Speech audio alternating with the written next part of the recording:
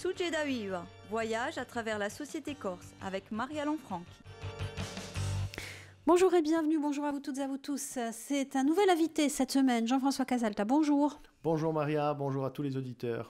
Vous allez donc conduire la liste en compagnie de Vanina Angelini Burresi pour les municipales à Ajaccio. Vous représentez le PNC, représente Corsica Libera, mais c'est une liste beaucoup plus large, on va dire, avec une ouverture que vous souhaitez mettre en place dans le cadre d'une démarche commune. Tout à fait, les deux mouvements que vous avez cités ont impulsé cette démarche. La structure, la conduise, mais c'est une liste qui sera une liste d'ouverture large. Évidemment, il conviendra que les gens qui nous rejoignent et qui ne sont pas forcément membres des deux mouvements, d'ailleurs qui ne sont pas forcément nationalistes, valident non seulement les éléments fondamentaux du mouvement national défendu quotidiennement depuis plusieurs dizaines d'années, mais également et surtout le socle des valeurs et des projets que nous avons et que nous allons délivrer aux Ajacciens dans quelques semaines maintenant. Pourquoi avoir décidé de vous présenter à nouveau, on le rappelle, à Ajaccio ? Vous savez, il y a quelque chose, enfin en tout cas j'ai la faiblesse de le croire, qu'on ne peut pas me reprocher, c'est de ne pas être ajaccien. Io sono un Ajacino all'anima, un Ajacino scannato, come lo si dice in borgo e in città. Donc c'est un amour d'Ajaccio que j'ai par ma famille, parce que vous savez que toute ma famille est ajaccienne. Nous on sort soit du Borgo, Palazzo di Gallery, ou soit de la Guinguette. Je suis né dans le quartier du Tribunal, à la Villette, et j'ai toujours été élevé dans cet amour d'Ajaccio. En plus, ma grand-mère était la sœur de l'ancien maire Pascal Rossigne, qui a été maire d'Ajaccio il y a une cinquantaine d'années de cela. Donc j'ai toujours été élevé dans cette culture ajaccienne, les spirito ajacino si important, et il me tient à cœur. Donc j'ai toujours développé un amour pour cette ville et je me suis toujours intéressé à la chose publique qui concernait cette cité. Donc c'est tout naturellement, me semble-t-il, que je me suis engagé dans diverses aventures municipales jusqu'à aujourd'hui, et depuis 2008, je le rappelle, et que je suis très content que les militants nous aient confié la charge, le mercredi 16 octobre, à Vanina Angelini Burresi et à moi-même, de conduire cette démarche pour les mouvements. Mais encore une fois, ce ne sera ni une démarche de parti, ni une démarche d'appareil. Ce sera une démarche qui sera une démarche nationaliste, mais qui sera une démarche ouverte à la société ajaccienne. Parce qu'encore une fois, s'il n'y a pas d'apport extérieur, ça veut dire que nous aurions raison tout seuls. Et c'est quelque chose que nous ne voulons pas. Ce que nous voulons faire, c'est construire véritablement des choses dans l'intérêt général et dans l'intérêt des Ajacciennes et des Ajacciens. C'est ça qui est fondamental. Et nous ne perdons jamais de vue cette ligne de conduite-là. Deux autres listes nationalistes compliquées. Bon, il est certain que l'union aurait été plus simple pour beaucoup de choses. En tout cas, l'union de la majorité territoriale que nous avons appelée de nos voeux pendant longtemps. Bon, force est de constater que l'union n'est pas au rendez-vous aujourd'hui, mais bon, il ne faut jamais désespérer. Mais nous avons en quelque sorte arrêté d'attendre. Nous avons décidé de faire cette liste, de proposer cette démarche aux Ajacciens, démarche d'une liste, encore une fois, qui sera largement ouverte, mais centrée sur les éléments fondamentaux de la démarche nationaliste. Et nous savons que c'est une démarche qui remportera un succès important et qui nous permettra, j'en suis persuadé, d'obtenir la victoire au soir du 22 mars 2020. Qu'est-ce qui vous fait dire ça ? Bien, ce qui me fait dire ça, c'est l'importance du projet que l'on porte, l'amour que l'on porte à cette ville. Malheureusement, le bilan de la majorité municipale sortante qui, je le dis et j'essaie de le dire avec le plus d'objectivité possible, même si c'est difficile d'être objectif dans la situation où l'on est placé aujourd'hui, c'est-à-dire des opposants politiques, mais c'est vrai que le bilan est très maigre, hein, et à part 3 réalisations, je ne vois pas quelque chose, et encore 3 réalisations très contestées et contestables, je ne vois pas d'autre chose qui puisse être proposée à la population ajaccienne par l'équipe municipale actuelle pour pouvoir les reconduire à la tête de la ville. Vous avez dit, c'est vraiment l'esprit ajaccien que nous voulons mettre dans cette liste. Alors, vous faites en même temps partie de la majorité territoriale. L'actuelle municipalité accuse la majorité territoriale de négliger Ajaccio au profit de la Haute-Corse. Évidemment que c'est, je dirais, une constante dans la rhétorique de l'actuelle majorité municipale. Je me permets quand même de faire remarquer que cette constante n'était pas présente quand d'autres que nous étaient aux responsabilités à la région et qu'Ajaccio a toujours été oublié. Moi, je remarque que depuis notre arrivée aux responsabilités, nous avons fait beaucoup pour essayer de rattraper le retard historique dont souffre Ajaccio. Elle en souffre encore aujourd'hui, mais nous déployons des efforts qui n'ont jamais été déployés auparavant. Donc cette critique, de mon point de vue, est bien injuste. Donc Ajaccio, capitale régionale, encore plus qu'avant? Encore plus qu'avant, et surtout pas simplement centré sur la Corse. Nous considérons qu'Ajaccio est un lieu unique, est un lieu magique, qui a des atouts extraordinaires à développer, à mettre en valeur. Nous voulons en faire un des plus beaux sites, une des plus belles villes de Méditerranée. C'est ça notre combat, pour qu'il y ait non seulement un rayonnement à l'interne, mais un rayonnement à l'externe. Et nous avons tous les atouts pour le faire et nous allons y arriver. Avec ce projet dont vous parliez, notamment tourné sur la précarité d'Ajaccio et du pays ajaccien, c'est un peu une constante aussi dans toute la Corse? C'est une constante dans toute la Corse, mais je vous l'ai dit lors de notre précédent échange, Maria, nous n'en sommes pas encore à l'heure du projet qui sera dévoilé bien évidemment dans quelques semaines. Ça fait longtemps que nous y travaillons.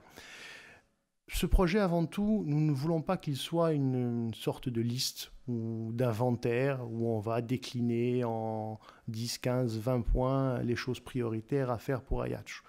Avant tout, ce qu'il faut mettre au centre de ce projet, c'est une vision globale, c'est une vision d'ensemble. Et à court et long terme. Il ne faut pas compartimenter. Quand vous compartimentez les choses, malheureusement, vous n'avez pas la vision nécessaire qui vous permet d'aller de l'avant et de prévoir et d'anticiper. Et cette ville a toujours manqué, et notamment sous la mandature actuelle municipale, d'une vision globale et d'une vision d'ensemble. Et on en a plusieurs exemples concrets sous les yeux. Est-ce que justement, ces mesures concrètes, ce n'est pas ce que les gens attendent, des mesures on va faire ça, on va faire ça, on va faire ça. Si on est trop global, si on est trop généraliste, est-ce que finalement, pour une campagne municipale, c'est ce qu'il faut faire? Pas du tout. Les gens attendent des mesures concrètes, mais ces mesures concrètes doivent s'insérer en un tout.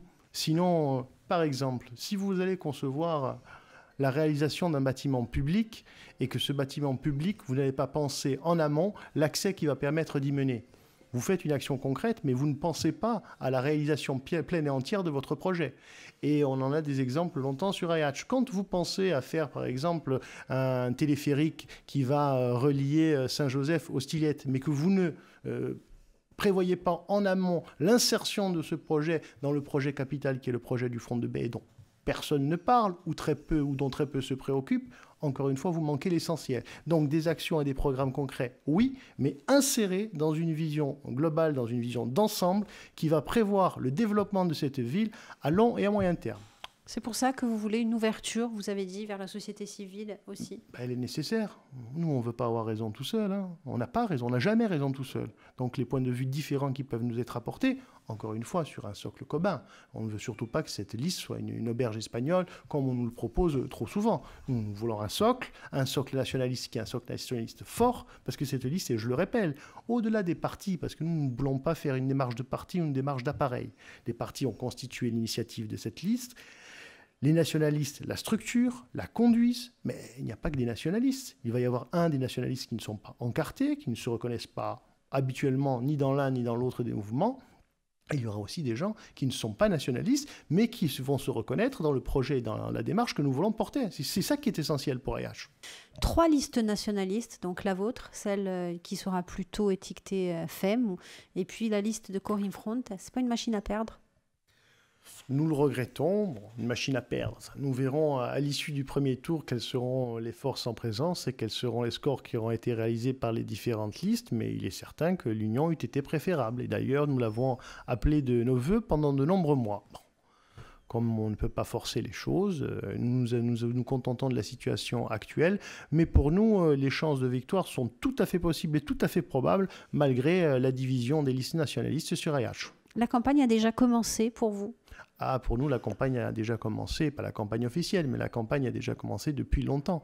Dans le sens où le vrai militant, vous savez, il est toujours en campagne. Et nous travaillons sur Ajaccio depuis des mois, voire des années, de manière constante. Nous sommes sur le terrain, nous parlons aux gens, nous élaborons des projets. Et c'est maintenant tout ce travail en amont qui devra être restitué d'une manière audible, sous forme de projet, sous forme de programme, que nous allons délivrer aux Ajacciens. Et nous attendons leur adhésion, et d'ailleurs, nous n'en doutons pas.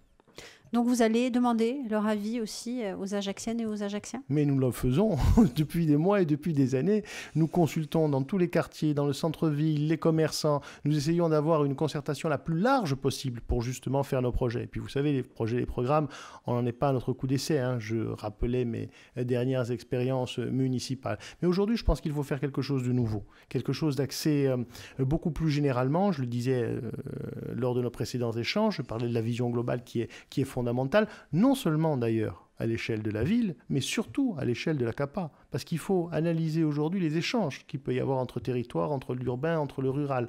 La personne qui aujourd'hui veut se présenter à la première magistrature de cette ville et qui ignorerait ou qui oublierait la dimension CAPA aurait oublié quelque chose d'essentiel. Pour vous, aujourd'hui, la vision globale qu'a la majorité sortante n'est pas la bonne pour Ajaccio? Mais c'est pas que c'est pas la bonne, c'est qu'elle n'en a pas. Elle n'a pas de vision globale. C'est compartimenté, on fait des petits projets dans des petits coins, d'ailleurs des projets assez modestes, puisque si ma mémoire est bonne, à mettre au crédit, parce qu'il faut quand même mettre au crédit et ne pas être critique surtout, on ne serait pas audible, à mettre au crédit des projets de l'actuelle municipalité, vous en avez 3. Vous avez l'avenue Bévérine, qui de mon point de vue ne soulève pas un grand enthousiasme des foules. Vous avez, ça il faut aussi le mettre au crédit de la majorité municipale actuelle, l'acte de signature de la rétrocession de la citadelle, même si c'est un processus qui a enclenché depuis de nombreuses années et que ce n'est que la réalisation qui a été faite sous cette mandature, à un prix qui, pour n'être pas rédhibitoire, et je l'ai dit, est quand même un prix réel. Et ça gêne un peu parce qu'on paye pour s'approprier notre propre territoire, notre propre culture, notre propre patrimoine. Et vous avez la place camping qui de notre point de vue, est un drame.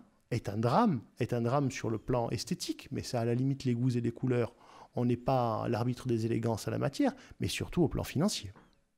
L'opposition municipale, nationaliste, qui était présente, elle a joué son rôle, selon vous? Bien sûr, elle a joué son rôle, mais vous savez, c'est très compliqué de jouer son rôle d'opposant dans une majorité municipale. Les règles étant ce qu'elles sont, nos alliés étaient peu nombreux sur les rangs de l'opposition. Il est très souvent difficile de se faire entendre, noyé dans une majorité municipale très importante. Mais l'apport des opposants nationalistes a, de mon point de vue, été significatif. Vous avez d'ouverture plutôt à gauche? Disons qu'à Corsica Libre et au PNC, on est plutôt à gauche, vous le savez, ce n'est pas un secret. Mais même s'il y a des gens qui ont des opinions, ou du moins qui se présentent sur un autre bord de l'échiquier politique, tant qu'ils nous rejoignent, encore une fois, sur des valeurs qui sont bien identifiées, sur un projet qui est bien identifié, sur un programme qui est clair, il n'y a pas de difficulté pour que nous puissions faire un contrat de mandature ensemble. Aucune difficulté. Le tout, c'est qu'ils aient l'amour de cette ville, qu'ils aient envie de s'impliquer pour cette ville, de faire des choses et d'avoir la détermination et le courage politique pour se faire. Alors, comment ça pourrait se passer aussi dans le cadre d'un second tour? Je suppose que vous y avez déjà réfléchi. Oui, nous y réfléchissons, mais je pense qu'il ne faut pas brûler les étapes non plus. C'est étape par étape. Il faut déjà penser à être en tête au premier tour, et c'est notre objectif.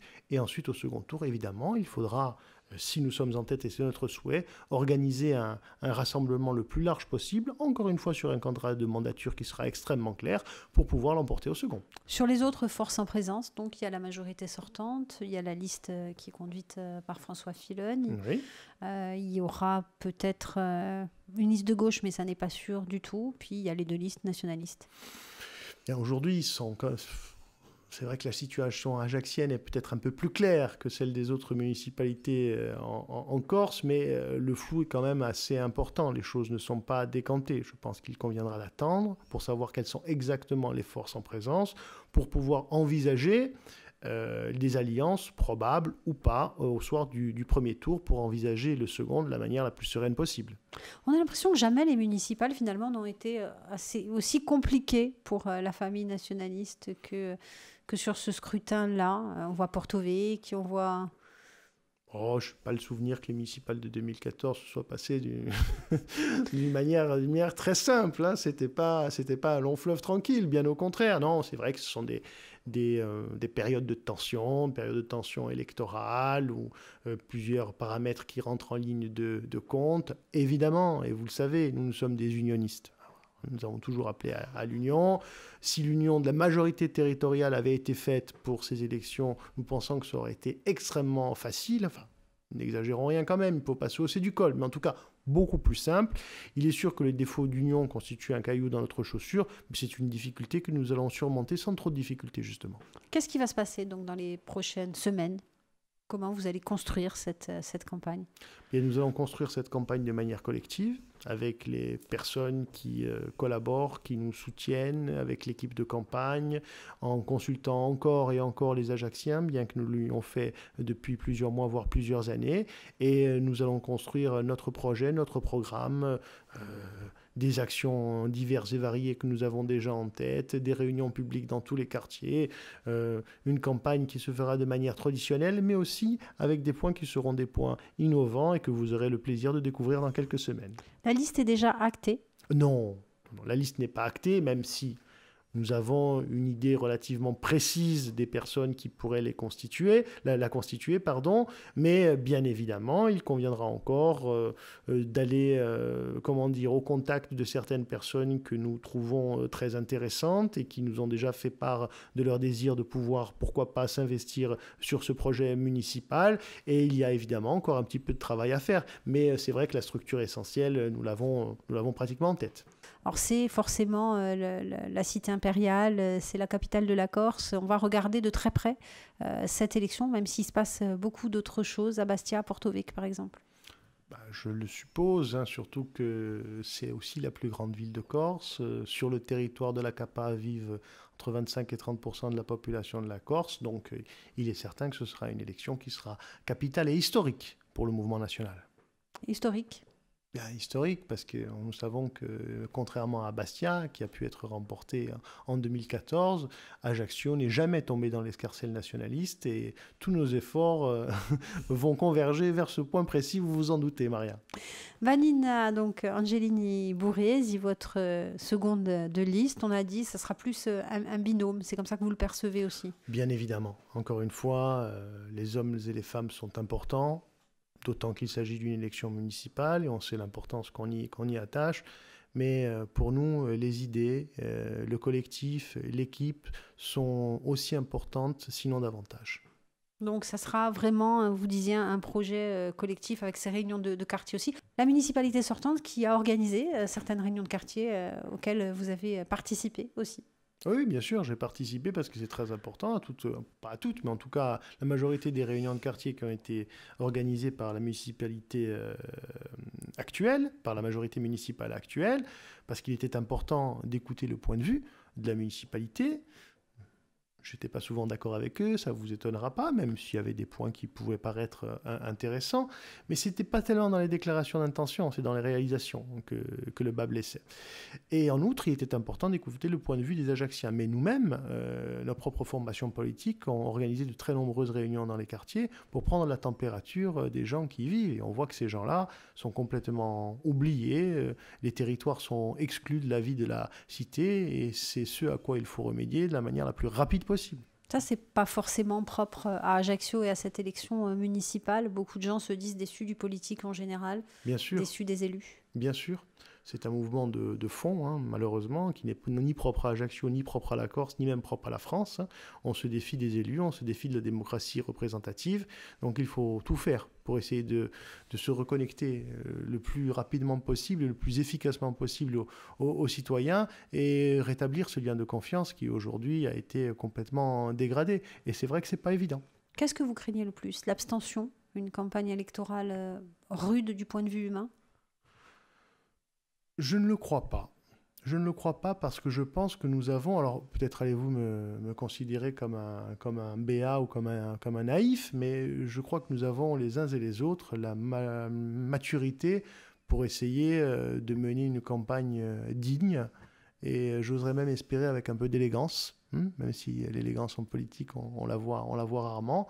Et ce n'est pas une campagne sale, véritablement, que je crains. Je crains, effectivement, le désintérêt des électeurs d'un moment démocratique qui est un moment démocratique extrêmement important dans la vie des collectivités, qui est la campagne municipale, l'élection municipale. Il est vrai que l'abstention, je la crains. Je la crains pas pour mes propres troupes ou pour les partis politiques en général. Je la crains parce que ça montrerait le désintérêt, la désaffection des Ajacciens pour leur propre ville, en quelque sorte. Et ça, je trouve que ce serait triste, que ce serait regrettable. Vous parliez d'Ajaccio, vous parliez de la CAPA aussi. Pour terminer, il y aura une candidature binôme PNC Corsica Libre dans chaque village de la CAPA. Alors, attention aux candidatures binôme PNC Corsica Libre, parce que ce n'est pas comme ça qu'on envisage notre liste. Encore une fois, le PNC et Corsica Libre ont été à l'initiative de cette démarche, l'ont structurée, mais quand la liste sera constituée, c'est la liste qui portera les projets, les valeurs, la démarche. Et surtout qu'il y aura beaucoup d'ouverture. Donc ces binômes, ce n'est pas des binômes PRC Corsica Libre. Ça pourra être des binômes parce que l'idée est extrêmement intéressante pour tout un tas de raisons, mais avec des personnalités d'ouverture, avec des gens de différents partis qui, encore une fois, adhèrent à notre projet et aux valeurs essentielles du mouvement national porté quotidiennement depuis 50 ans. Il y aura cette démarche présente dans chaque territoire de la CAPA. Bien évidemment. Alors évidemment que nos efforts seront concentrés sur Ajaccio parce que c'est quand même l'élection municipale à Ajaccio. Il ne faut pas oublier que ce sont des communes qui sont alentour avec d'autres candidats qui vont se présenter en tête de ces communes. Mais ce que je veux dire, c'est qu'il ne faut pas oublier la dimension de la communauté d'agglomération parce que c'est essentiel. C'est essentiel au point de vue financier, c'est essentiel au point de vue relationnel avec les autres communes. Quand on sait d'ailleurs que les autres communes nourrissent Ajaccio par un apport de population qui est un apport journalier et inversement. Si on va tracer des frontières entre l'urbain et le rural, entre le centre et la périphérie, c'est ce qui a été fait jusqu'à présent. C'est justement ce que nous ne voulons plus faire. Nous, les frontières, nous voulons les effacer et les murs, nous voulons les faire tomber. C'est ça le fond de notre projet. Merci Jean-François Casalta, merci d'avoir passé cette semaine en notre compagnie. Merci à vous, c'était très agréable. Merci. On aura l'occasion, bien évidemment, de se revoir dans le cadre de cette Avec campagne. Plaisir. À très bientôt.